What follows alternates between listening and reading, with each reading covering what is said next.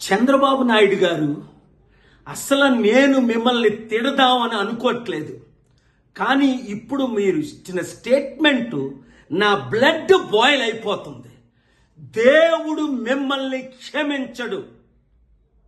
Steel plant విషయంలో మీరు compromise అయిపోయి 1,00,000 కోట్లు తీసుకున్నారా, 50,000 కోట్లు తీసుకున్నారా, ఎంతకి కాంప్రమైజ్ అయ్యారని అడుగుతున్నా. ఇప్పుడు మీరు అంటుంది ఏంటి? సెంటిమెంట్ అని అనకండి, మనకెవరు సపోర్ట్ చెయ్యరు అంటే అర్థం ఏంటి? ఎత్తుకెళ్ళిపోవడమేనా మోదీ గవర్నమెంట్? అదానీలకి అంబానీలకి అమ్మేయడమేనా?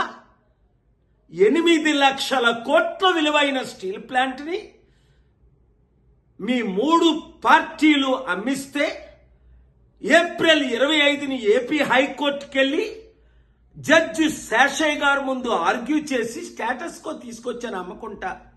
ఇప్పుడు సీక్రెట్గా అమ్మడానికి మీరు గ్రీన్ సిగ్నల్ ఇచ్చినట్టేనా?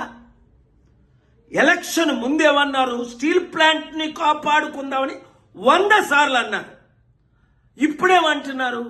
సెంటిమెంట్ అని రోజు అనకూడదు, అంటే అమ్మి పడేయండి అని. మీకు వస్తున్న లాభం ఏంటి? ప్రజలు ప్రశ్నిస్తున్నది.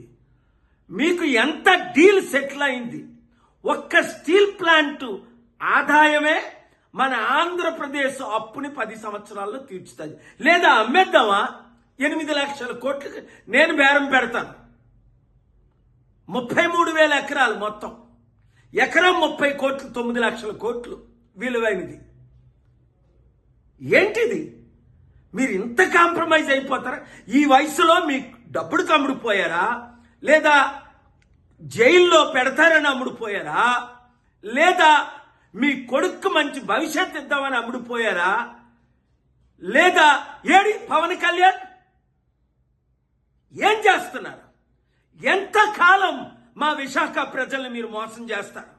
అంటే విశాఖపట్నాన్ని ప్రేమ లేక, మీరు రాయలసీమలో పుట్టి పెరిగినందుక? నాకు ఊహకు అతీతంగా ఉంది. నేను ప్రార్థిస్తాను, మీడియా మిత్రులారా, ప్రతి తెలుగు వాడికి ఈ వీడియో చేరినంత వరకు దీన్ని పబ్లిష్ చేయండి, వైరల్ చేయండి. చాలా సీరియస్ అయిపోయింది. స్టీల్ ప్లాంట్ నా మీద ఒత్తిడి వస్తుంది, స్టే వెకేట్ చేయను. ప్రాణమైనా పెడతా, ఫైట్ చేస్తా. ప్రత్యేక హోదా తెచ్చుకుందాం, స్టీల్ ప్లాంట్ ని కాపాడుకుందాం, ఆంధ్రప్రదేశ్ని, తెలుగు సత్తాని, తెలంగాణ మొత్తం ఏకమైపోదాం. ఈ దొంగ రాజకీయ కుట్ల రాజకీయ కుటుంబ కుల పాలనకి అంతం చేద్దాం. Thank you very much.